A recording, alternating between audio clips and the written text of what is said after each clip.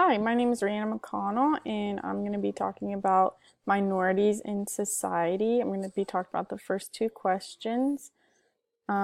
So here we go. So, in your own experience, what does society think of minorities in general? I think every race faces its own issues in this country. Obviously, there's a lot of um, things happening with racism, even sexism. There's stuff happening with discrimination basically with everything: religion, um, age, gender, weight, ethnicity, and obviously politics. We saw that with the recent election. Um, so, in general, I feel like minorities um, are discriminated against. Um, in my own experience, I would say there's a lot of um, I'm drawing a blank. There's a lot of discrimination going on with everyone, deaf, blind, autism. There's people you walk through a store and you see a deaf person, and it, people don't know how to handle the situation. But I'll talk about that in the next slide.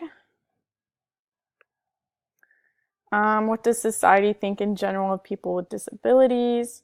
So I think that people in society often become uncomfortable when a person with a disability is around. Um, it, I take care of a autistic boy, and I see it all the time. I see it when we're walking through the grocery store. People stare. People are, they walk away. Um, they just don't know how to handle the situation. Um, there are some people who become more cautious when somebody with a disability is around. Like they let us go to the front of the line, or they will let the disabled, um, through the aisle wait before them, or something like that. They become more cautious and stuff like that. Um, a lot of people don't know a lot of people just don't know how to handle a situation when a disabled person needs help or is doing something a normal person usually wouldn't. Like when my autistic boy that I take care of is screaming or is making fart noises, they look and they don't know how to, they don't know how to react. And it's sometimes it's understandable, but other times it's just, they should know that they have a disability and they should just treat them like any normal person.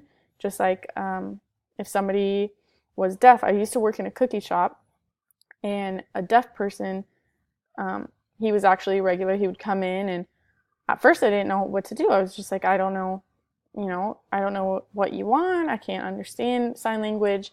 And then he would point at a cookie and then hold up the number of cookies he wanted with his hands. So that was how we communicated. And at first it made me really I felt so bad. I was like, oh my gosh, like he's deaf and I didn't know. But I throughout the year that I worked there, and he came in at least once a week, maybe twice a week, I got to know him, and I got to feel like I could understand a bit better, and it was a really good experience. So yeah, that's all I have to say about that.